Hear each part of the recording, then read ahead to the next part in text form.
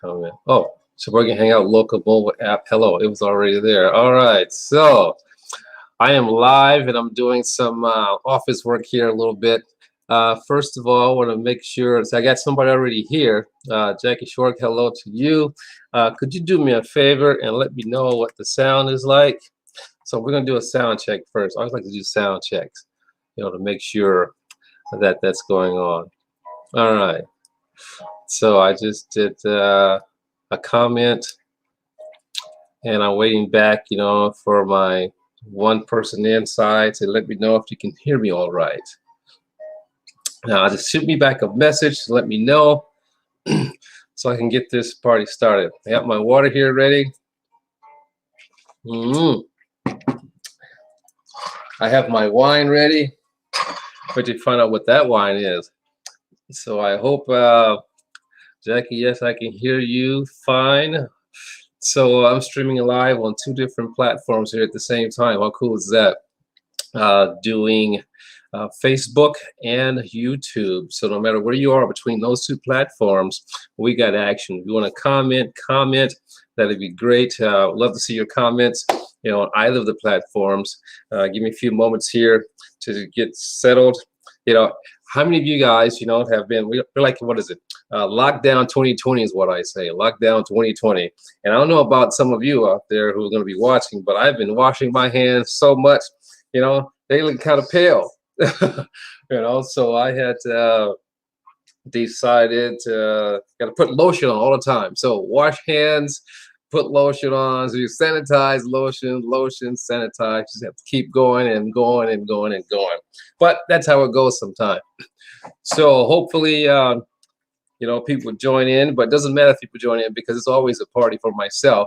We are 2 minutes into it, giving some people a chance to come on. So I want to give you a chance as you're coming on, play around, check out the comments, let me know you're here. If you're on YouTube or on Facebook, just type a comment and say hello. My app here is going to let me know where you're commenting from, and I'll be able to respond back to you. So don't worry about that. Just let me know that you're here, and then we'll get this party started. So you probably read the description. This is going to be about Wisconsin wines. I'm the Wisconsin wine guy. You can't be the Wisconsin wine guy and not talk about wine. Schleppers, yes. Hello, Schleppers. How are you? Thank you for tuning in. So you can't be the Wisconsin wine guy and not be able to talk about Wisconsin wines. So this is going to be very interesting because Wisconsin wines is something that is dear and near to me. Now, this is going to be set up in 3 parts, maybe 4 parts, so we're starting today, so today's topic is going to be more about questions, myths, misconceptions, and history, a little bit of history, learn more about what's happening in Wisconsin. Nice pics in the background. Hey, thank you very much. Thank you very much. Schleppers, I appreciate that. Actually, let's go this way. It's funny about video. You have to get your direction. Everything is opposite, So that painting above me was done by a friend of mine several years ago when we worked together and we were doing wine and painting parties. This is when they first came out. So I'm an old dog in this business. The one below is done by my brother, and that is saying, this way. That is saying the many different ways to say wine in many different languages. So that's pretty cool. And then there is, a nice wine picture, wine glass, wine bottles. And this is going to be part of one of our discussions when we talk about the different grapes, but not today. And one of the discussions coming up, the different grapes grown here in Wisconsin. And up top for me, on island time, I'm always on island time. I'm always laid back, taking it easy. Sometimes I sit back so it can remind myself, you're on island time, so take it easy. Nice. And then there's always time for a glass of wine. That's the little one up here. Oftentimes I come over here to my little studio and I have to look at that and say, hey, wait a minute, where's my wine? But there's always time for a glass of wine. So we're in lockdown 2020. I hope everyone is doing okay. During this time, I have to make sure I mention lockdown 2020, COVID-19, because when I come back and look at this live video, maybe many, many years ago, I'm going to remind myself, oh my gosh, that's what was going on way back then. So how cool is that? So I would say now I'm going to get started here. I see the people coming in and making comments, so let's go ahead and start. So again, let me introduce myself. I'm the Wisconsin Wine Guy, aka Lars Shelby. I'm doing it backwards this time. Normally I give my first name first, but let's just do it. I'm the Wisconsin Wine Guy. My name is Lars Shelby, and I'm glad that you're here this evening to learn about Wisconsin wines. Now, although I am versed in many, many different wines. It's almost like speaking languages, drinking wine. Many different wines, many different grapes, many different regions, many different countries. But you know what? If you're going to have a namesake of the place where you are, of course, Wisconsin, that tells you where I am. You must know something about your local wines and what's happening here. So again, it's going to be in 3 parts today. It's going to be about history, questions. So if you have questions, ask questions as we go along. History, questions, misconceptions, and maybe some myths about Wisconsin wines. I also want to tell you that I'll say it now and I'll say it towards the end. Be sure to like the page, Wisconsin Wine Guy on Facebook. I'm also on Instagram, Wisconsin Wine Guy, Twitter, and also you can find me on YouTube for those who are already on YouTube. So all the links are there. You can just go ahead and find me, like me, find out what's going on. I also do a weekly Wednesday wine review. So that's every Wednesday. I am throwing up wine reviews, and these are wines that you can find every day. So I'm giving you my opinion, what I think about those wines. It's every Wednesday. Be sure to check that out. I got 3 years in the can already posted on YouTube. So be sure to check those out. So let's get it started. So now, when you talk about wines from Wisconsin, we must first take a look at the entire Midwest. All right, because when we think about wine, we think about California. Of course, we think about Europe, all of Europe. I'm not going to break it down. All of Europe we think about when we think about wine. Think about California in America. We think about Washington. We think about Oregon in America for the most part. But rarely do we think about areas that some wine people, not so much now, and it's getting better, but I'm going way back when these places were obscure. No one thought of these places when it came to winemaking. So I'm here to tell you right now that wine is made in all 50 states. Some wine in some form is made in all 50 states. And probably all 50 states may have commercial wineries now. So when we talk about wine, let's talk about a little bit about the entire Midwest. Because that's the part of the country, the middle part of the country, when it comes to wine, that I believe a lot of people are missing out on. Totally missing out on some fabulous wines and the different things that are happening in the Midwest when it comes to wine. So what do you mean when you say Midwest? Well, I went and took a little list down. So we have Illinois, Indiana, Iowa, Kansas, Michigan, Minnesota, Missouri, Ohio, Wisconsin, Nebraska, and sometimes Tennessee, but sometimes Kentucky and Tennessee, but we'll take those out. But again, so when we talk Midwest, you're talking Illinois, Indiana, Iowa, Kansas, Michigan, Minnesota, Missouri, Ohio, Wisconsin, and Nebraska. But today is all about Wisconsin. So I hope you brought your wine, to have a little couple sips with me. I have my wine. I'm going to open that here shortly. But my wine is going to be coming from a local Wisconsin winery. We'll talk more about that. So Stone's Throw Winery, located in Door County, one of the regions. That's another conversation. You didn't know that Wisconsin has designated AVA, so we have different regions as well. I mean, there's a lot happening here. But let's get back to the beginning. If you go back to the beginning for Wisconsin, and you're going to be like amazed at this connection that Wisconsin has with the rest of the wine world. If we go back in time, I'm speaking the early 1800s, early to mid 1800s, there was a Hungarian immigrant that migrated and came to Wisconsin, of all places, the first place, Wisconsin. Now, I don't know about you, travel to Europe or travel to Germany, for example, or different parts of Europe where the climate can be pretty cold. When I first came to Wisconsin, immediately I thought, oh my God, this is just like Germany. I guess I have to keep up with my time too, but this is just like Germany. I mean, it feels and looks like Germany. So I was totally anxious about tasting wines made in my new area. That was over 20 years ago that I arrived here. So we go back to the 1800s, early to mid 1800s, a Hungarian immigrant named Augusta Haraszti. I'm not Hungarian, so excuse me for my accent if I'm not saying it correctly, but Augusta Harasti came to Wisconsin, first place, dropped into Wisconsin, old school farming, agriculture, came a mayor, established a city, but also tried to brought here to Wisconsin some of the classic varietals, Cabernet, Merlot, Pinot Noir, Chardonnay, Malbec, all these classic grapes, and tried to plant them in Wisconsin. Now we're talking 1800s. I wasn't born then, but I actually went and saw photographs. The snow was up here. All right. That's what we're talking about. I mean, you had snow covering your entire door up to your roof. So snow was bad in the 1800s. Okay. So they planted these grapes, and the grapes just could not survive the winter. Done. Couldn't survive the winter, but was very successful with other agricultural projects, but could not get these grapes to take hold. They would die off, in the wintertime. Done. And if it wasn't for the winter, then it would die off because of different diseases. It just didn't work. Wasn't enough warmth, wasn't enough sunlight.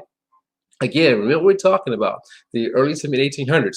So Augustus said, you know what? In that time, remember, everyone was migrating across the country, whether it be for land, where there was the gold rush. And where was the gold rush? California, here I come. How amazing is this? So Augusta left Wisconsin, went to California. I left California and came to Wisconsin. Oh my God, how weird is that? So we're talking, over 100 years later or more, a few hundred years. So went to California, settled in Southern California, up near San Diego, again, did the same thing, the farming, agriculture, etc., and then decided, everybody was going up north, up near San Francisco, that's where the gold and everything was happening, so at some point in the 1800s, he decided to go north, and went to San Francisco, up in the San Francisco area, and came across this beautiful area in the region, the county called Sonoma. We all know Sonoma, all right? Sonoma, we know Napa, we know it all right? Settled in Sonoma. Now, again, he still had that dream of planting grapes and making wine, And so what he did was he still had those grapes, got some grapes, planted those grapes. Boom, Cabernet took off. Boom, Chardonnay took off. Boom, Pinot Noir. Everything was just doing great. Now, here's the connection. We already know the connection that Augusta left Wisconsin, came and settled in Wisconsin, left Wisconsin, went to California, went to Southern California, left there, went to Northern California, and decided to open a winery. Well, plant some grapes, make some wine, and then established a winery, one of the oldest wineries in California, Buena Vista Winery. There you go. There's a connection. There's a history. So Wisconsin has a long history of winemaking. Even though planting those grapes were not successful, winemaking was still taking place here in Wisconsin. So now let's go forward. All right, we're going to go to the 60s. All right, we're going to leave 1800s. We're going to get to the 1900s, and we're going to skip over the 20s, the 30s, and 40s, and go straight into the 60s. When we go straight into the 60s, we want to talk about, so what was taking place? Wine was still being made in Wisconsin. People were making wine, they're making beer, they're making liquor, at homes in their cellars, but there was one winery that decided to take it to the next level. Now, Wisconsin as a whole, huge in agriculture. We all know about Wisconsin cheese, right? But Wisconsin as a whole was huge in agriculture. So we're talking, different fruits, pears, cranberries, cherries, apples, all sorts of agriculture things, potatoes, soybeans, agriculture. All right, beautiful place for that. But wine was still being made. One winery said, you know what? Let's take this to another level. And I'm going to start with the first commercial winery in Wisconsin. We're going to go to 1967. I got my notes here. That first winery was Von Stiel Winery. Their claim to fame was cherries. Door County cherries, we call it right here local. Door County cherries are the best. So they were making wine from the cherries that were grown in Door County, which they're part of Door County, and making cherry wine. So they claimed the fame for Von Stiel Winery, first commercially licensed winery in Wisconsin, claimed the fame was cherry in 1967. Now, moving forward, they did a bunch of different wines with other fruits, Today, they're doing wines with grapes, both grown locally and grapes that are coming into this state that they purchase and bring to the state and make wines. So a lot of progress since then. But the first claim to fame, the first official winery, cherry wine. Now, this history is important when you get to the part where I share with you the questions that I've been asked. Winery number 2, in fact, there were 2 wineries that opened in 1972. They were months apart, all right? Now, I may have the order reversed, but it's okay. They're both open in 1972. Winery number 2 and 3 is going to be Three Lakes Winery. Their claim to fame for making wine was cranberry, in addition to various other fruits, but cranberry was their engine. That was their vehicle to start their wine business. The third winery is going to be Wollersheim Winery. Here's the connection. Wait for it.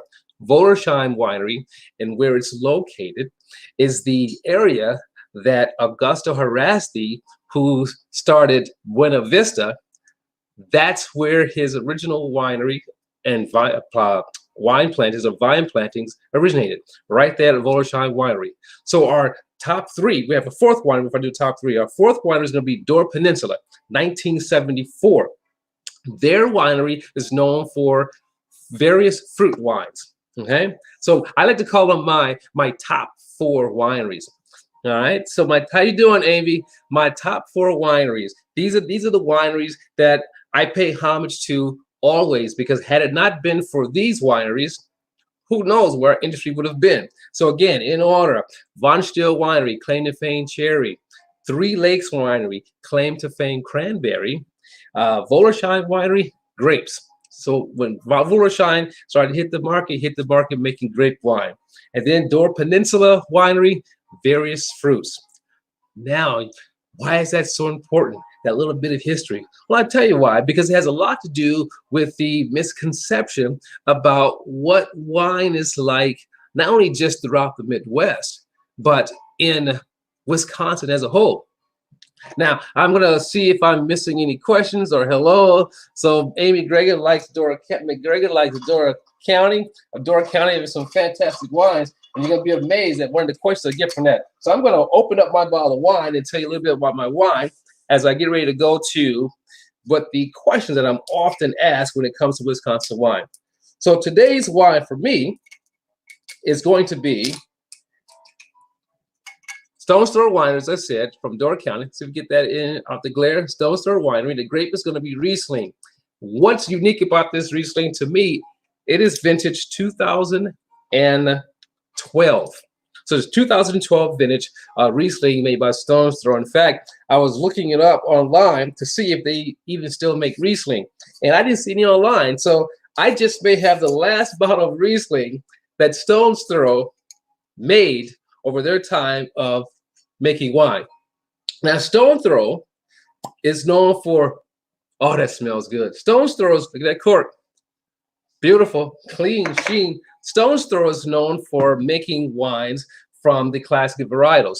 So we're talking Cabernet, Merlot, Chardonnay, Zinfandel, some Pinot Grigio, Rosé. So we're doing more classic style wines. And that's when we talk about styles in another segment, you get to know what makes Wisconsin wine so unique. All right, so I'm going to pour some of this into my glass here. 2012 Stone's Throw Riesling. Now, amazing. I bought this in 2012. All right, so I remember what it tastes like. So let's see what it tastes like now. Oh, that nose. Now, when it comes to Riesling, there's apple. There could be a slight petrol, very slight. If it's not too strong, I mean, this is aged, so you need a little bit of it. It's not too strong, it's okay. Not desirable, but not okay. If it's strong, boom, it's done. All right, so look at the nose of that. Oh, man, really nice. Now, even though it's an aged wine, we're going to see how well this wine has aged, being made in Wisconsin. The grapes, I should say, the grapes are sourced from Monterey, California. Here's my rinse.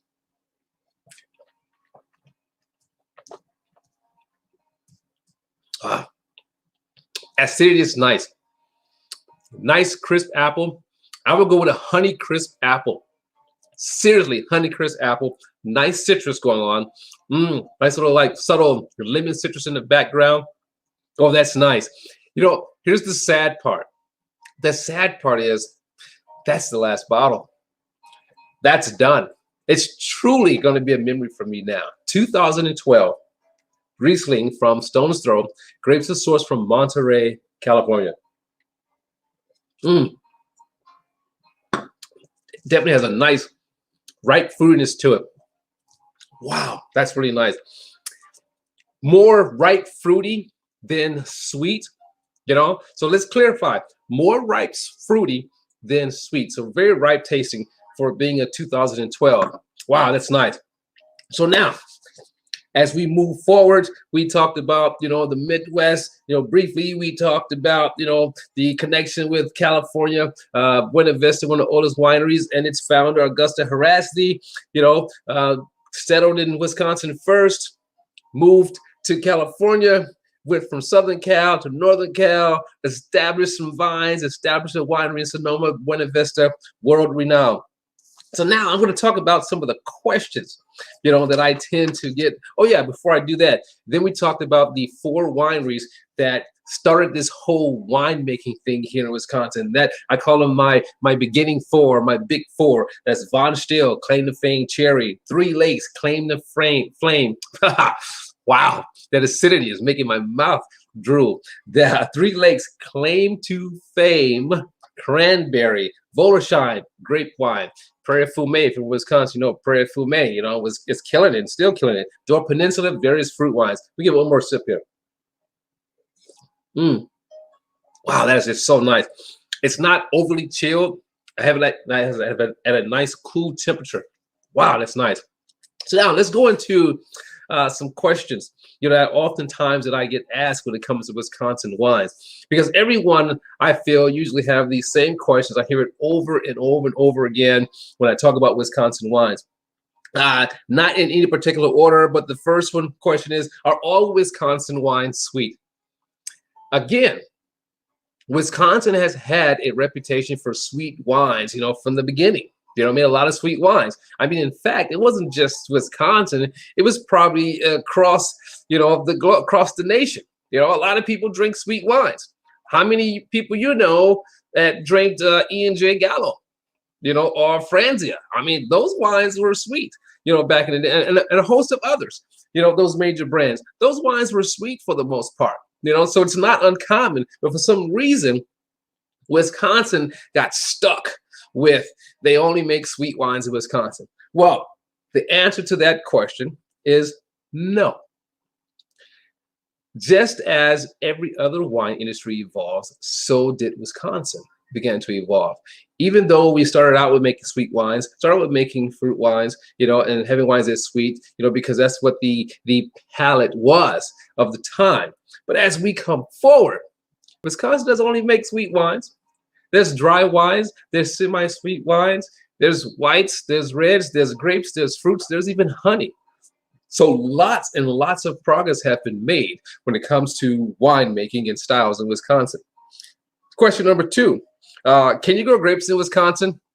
Well, if you're just tuning in, you didn't hear it, but the winery that was founded, that was established in 1800s, and then closed and bought by Volersheim Winery in the 70s, they began growing grapes. So that was 1972. Grapes have been grown in Wisconsin commercially. Okay, I'm sure wild grapes are grown all over Wisconsin, and some wineries are even making grapes from those wild grapes and doing a pretty good job. But grapes have been grown for wine production, for commercial wine production, had been grown since, I would say, 1972. I said the early 70s, maybe before the early 70s, by Volersheim Winery, the second, third oldest winery in Wisconsin. So yes, you can grow grapes in Wisconsin. In fact, there's lots and lots of grape growers and or wineries growing their own grapes here in Wisconsin. I think about when I first arrived here 20 years ago, I'll tell you this. There were less than 30, maybe 25 wineries when I came here 20 years ago. Now there's over 100, maybe like 150 wineries and more coming. And also more wineries are planting grapes to make the wine from, just to give people that connection, that full circle. Next question. Wisconsin only makes fruit wines. Well, as I just mentioned, Volersheim, early 70s, planted some grapes. Many wineries since then have planted grapes. So there's lots of grape growing here. We're just not about fruit wines here in Wisconsin. I like to say, that, and when it comes to wine, especially Wisconsin wines, there's a wine for every palate and a palate for every wine. We have you covered. Sweet wine, got you covered. Semi-dry wine or sweet wine, got you covered. Fruit wine, got you covered. Meads, hands down. Grape wine, got you covered. We have wine for every palate and a palate, and there's a palate for every wine that we have here. So we got you covered. So we don't only make wines from fruit. We make wines from vegetables. Some wineries may have some vegetable wine. Dandelion wine, you find that throughout the Midwest. I tried some of that. It almost tastes like fruit if it's made right. Okay, so it's not just fruit wines here in Wisconsin. Well, of course, grape is a fruit, so I guess you can technically say, yes, we do make wines from fruit only in Wisconsin, technically speaking. I'm going to fill my glass a little bit more. Next question is going to be that I get a lot. The growing season. Isn't the growing season in Wisconsin too short? I thought that same thing when I arrived here. In fact, my first spring here in Wisconsin, I was looking forward to spring, coming from the West Coast. I get here, spring come, and it was raining. This is like March. It was raining. April, raining. I was okay, fine.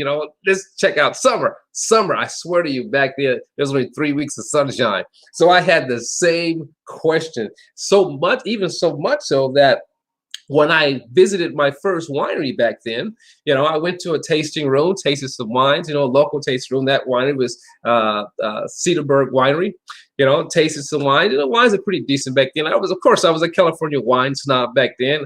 I'm not gonna deny it. I say now that I had a narrow mind. Okay, narrow mind. All right, and now that my wine and mind has broadened. I'm not narrow-minded anymore. But anyway, so I tasted the wines, and the first thing I said was, "Oh, this is really." I tasted a Cabernet, a Chardonnay, a Syrah. I'm thinking, okay, I know I walked into this building, and it was all concrete, even on the outside. I said, "Where are the vines?" That's when I discovered at that time, well, we don't grow vines here, and we don't grow those grapes here. We get our grapes from, Washington, et cetera, et cetera. I'm like, well, wow, well, that kind of sucks. Again, being a snobby guy from the West Coast, I'm like, well, that kind of sucks. They said, but we do have our sister winery, Volersheim, that grows grapes. I finished up my wine, jumped in the car, bing, drove, a couple of hours, and got lost in the boonies trying to find this winery. Again, remember, there weren't a lot of wineries back then. So when you went to visit a winery, it was a trek for sure. Got there, and that was my first time seeing grapevines in Wisconsin. And those grapes were called Foch.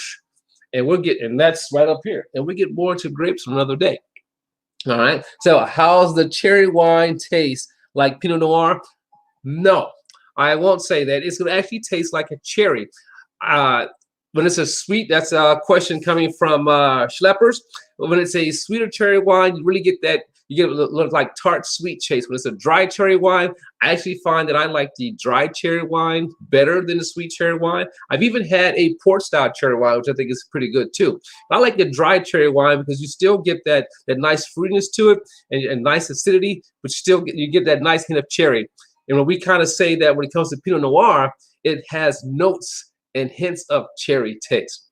But a true cherry wine is going to taste like cherry. If that answers your question, Schleppers. All right, so now I visited the winery, saw the grapes, my first introduction to grapes there, and it made me want to take it a step further. I actually grew some grapes here in Wisconsin myself, for like 10 years, grew some grapes. I wanted to learn because I thought, you know what? I've been here. I've seen the springs. I've seen the summers and the winters, and it's like dead. I don't think grapes can grow here. I've seen the soil. But then through my studies and research, about the area and growing, I said, well, if Lorsheim can do it, maybe I can do it. This was years later. So I planted some grapes. Frontenac was a grape that I planted. That was the grape of introduction. I like to say at that time. It's still going on strong now. But I planted some Frontenac.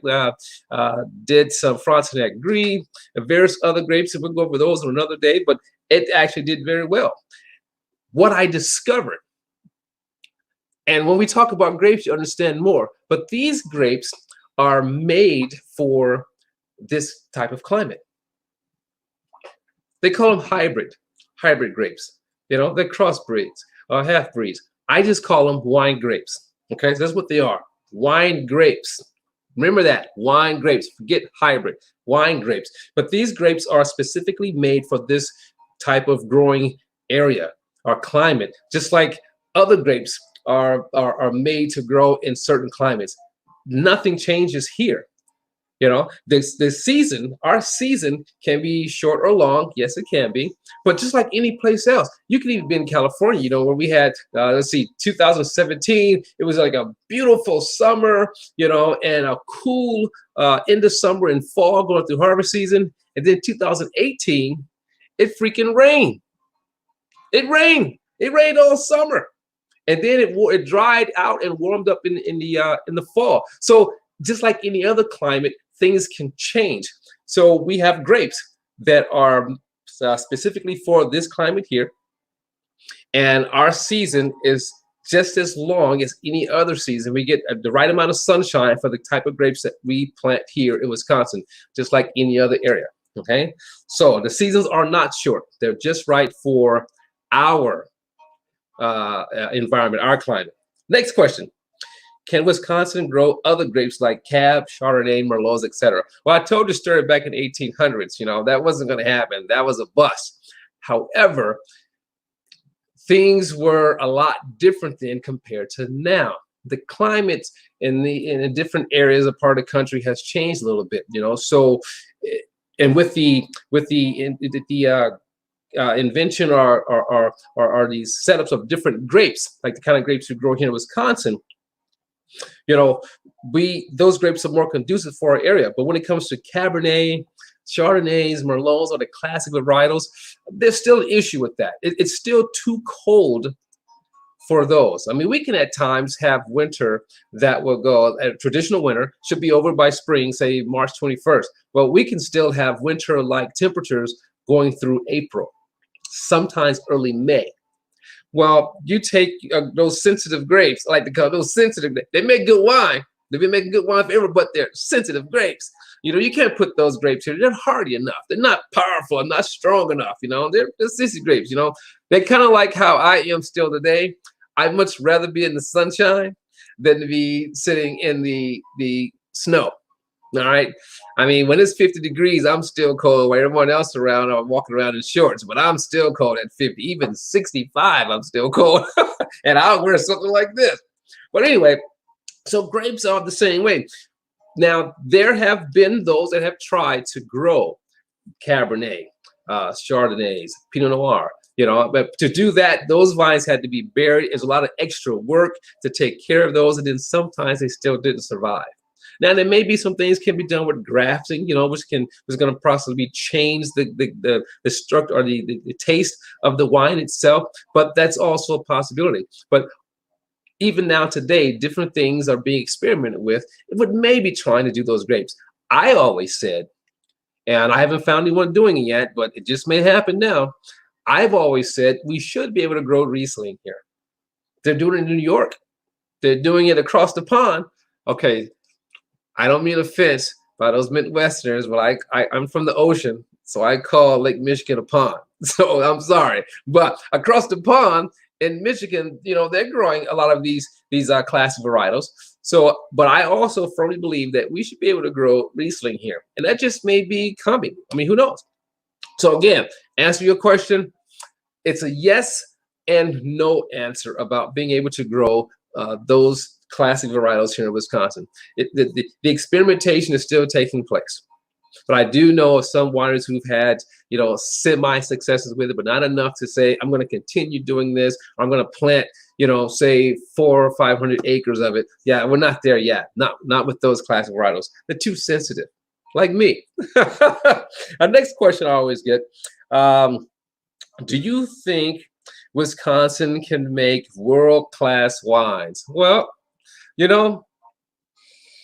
back in the day, 20 years ago, I would have said, like a snob, well, no, it's not happening. And this is 2012. And this is a Riesling made by a local Wisconsin winery. And here's why I'm going to start here before I answer the question of world-class wines. Because something else that would always, people, it wouldn't be a question, it'll be a statement. People would say to me, they can't make wine in Wisconsin. They can't grow grapes in Wisconsin. Yeah, that's why Wisconsin gets their grapes from someplace else. And because we get our grapes from someplace else, or some wineries choose to make wine from the classic varietals, and they'll purchase those grapes, whole cluster, from California or Washington, or some even get them as far as Europe. Because they purchase their grapes from someplace else, people think that the wines we make here are inferior. But let me clue you in, all right? There are some wineries, some of your even wineries that are your favorite wineries, that don't even grow their own grapes. And they're right there in California. They just have a winery where they make the wine, but they don't grow their own grapes. They buy the grapes from someplace else. Sometimes they would even buy the grapes from some other state and make the wine. Some wineries own grapes in another state, and they have grapes that they grow in their current state, and they'll get grapes from their other winery in another state and produce it in the current state where their winery is. So I don't know what happened that Wisconsin got a bad rap because, we started out making wines from grapes that we purchased every place else. Well, Wisconsin made some pretty darn good wines. The wineries who, until our grapes were figured out, until our vines had matured, were buying grapes from Washington, California, Oregon, different places, found the areas that were conducive with types of wines or styles of wine they wanted to make, and they bought those grapes and made good wine. Case in point, 2012 Riesling here, tasting phenomenal. And I've also had some wines made from local grapes, that we're now at the point that some of the wines made from local grapes are going through the age time. The wineries are now allowing the grapes or the wines to settle and rest and age before they release. There's some wineries doing that. But what I did was, and I've drank some, but I still have more left. I've taken a lot of the wines from my early years here and purchased those wines, and I bought them and sat on them. And that's why I'm drinking the 2012 Riesling here. I did a 2008 something of another before. I did a 2010 of something else before. I've done some ports that were made here. I've done some dessert wines that were made here that I just sat on and aged because there was no documentation yet of how well these wines would age. So that was another question someone would ask, how well would these wines would age? And that's going to slide me into making world-class wines. World-class wines is going to be by definition. How do you define that, a world-class wine? How does one define a world-class wine? Is it because we're comparing it to wines that are made in Europe? Is it because, California became famous in the 70s?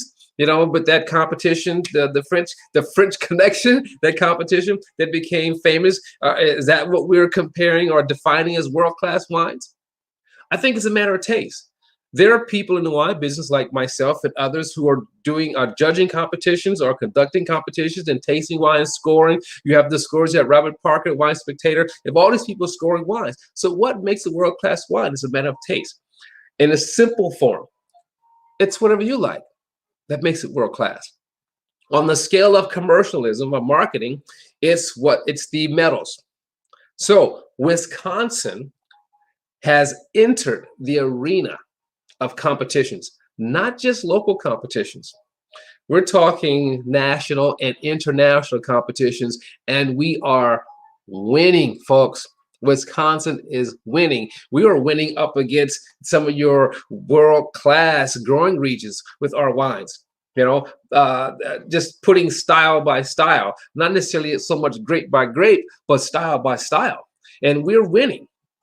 So that is a huge sum up. We're talking golds. We're talking golds, double golds, platinum. In fact, one of the local wineries here had 2 wines made with classic varietals. Again, Cabernets, Chardonnays, blends, platinums. That's what we're talking about here, platinums. So there's all these wine competitions. In order for us to get ourselves out there, we had to enter competitions. Were we always winning? No. We weren't. I mean, in some of the beginnings, we weren't winning at all. Then we were winning, like we couldn't get past bronze. We would place sometimes, but then we couldn't get past bronze. But then as the wine making practices became better and better, and we started crafting wines in this style and letting the grapes themselves speak to us, instead of trying to make this wine taste like a Chardonnay.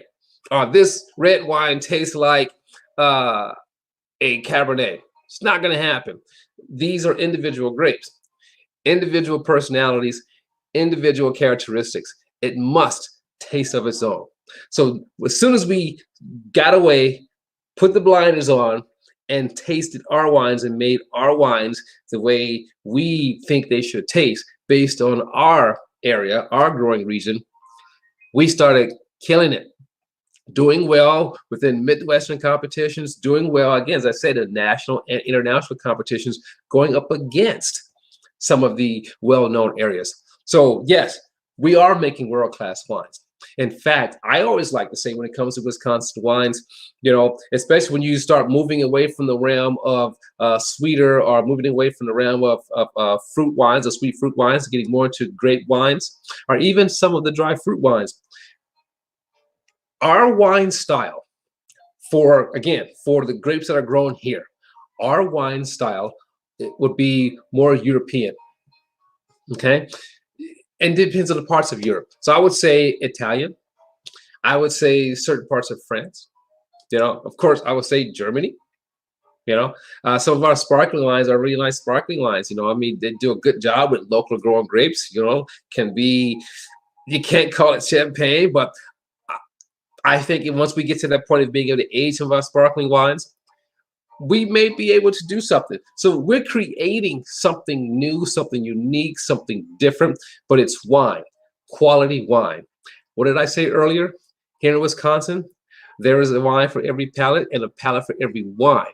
So we got you covered. Fruit, grapes, mead, dry, sweet, sparkling, dessert. We have everything here for you. So unless someone has some additional questions for me now, I'm going to say this to you. If you haven't tried a Wisconsin wine, go and try Wisconsin wine. If you're in Wisconsin, visit your local wineries, find out what's happening. There's another question I always get at a time, that nothing's changed in the Wisconsin wine industry. And I would ask them this question: when was the last time you visited a Wisconsin winery? They would tell me like maybe 5, 6 years, some people 10 years, like, oh my gosh, you need to go visit a winery. Some locals are still surprised. This is 2020. And some locals I may come across are still surprised that there are grapes being grown here and wine being made from those grapes grown here in Wisconsin. Get out and visit your wineries. And for those who are not from Wisconsin, here is a wine region you need to explore. You explore it with an open palate, explore with an open mind, and taste the wine. Because it's about the juice and letting your palate be the guide. I don't taste any wine expecting to taste another type of wine. I don't taste a Merlot expecting to taste a Pinot Noir, or vice versa. I don't taste a Chardonnay and expect to taste a Viognier. I taste those grapes individually. And then I want to taste the structure and the craftsmanship of that winery or winemaker who produced that wine. That's wine tasting in a simple sense. Okay, so I'm going to enjoy my Riesling, 2012 Riesling. I got a bonus here, and it's an even bigger bonus because if this is the last one in the state, I have it. The Wisconsin wine guy has it, and I'm going to enjoy it. This is the last bottle. It's open. I must drink it now. Oh my gosh, I'm gonna miss this wine. But I would tell you this. Oh, before I close, don't forget about April 22nd. I do a complimentary wine tasting. You get to taste wine with me, whether we're doing a Wisconsin wine or I'm going to have a couple of wine suggestions. And these will be wines that you can find in your stores. You can taste right along with me. We can review, do like my regular reviews, review the wine, taste the wine, discuss the wine.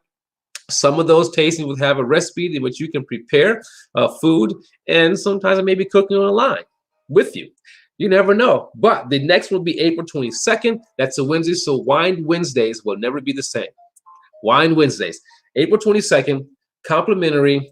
You can join on the Wisconsin Wine Guy page. In fact, I'll put the link up in this post when we go along earlier. So that would be like a, it's called Discover Wisconsin, I'm sorry, Discover Wine Tasting Online. All the information will be there. I'll attach that to this video, the replay, so you can see it.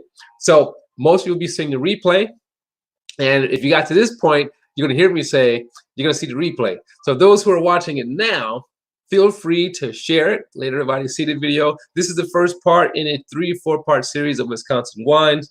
Our next series is going to be about the grapes, fruits, and styles, and my own classification of the wines here in Wisconsin.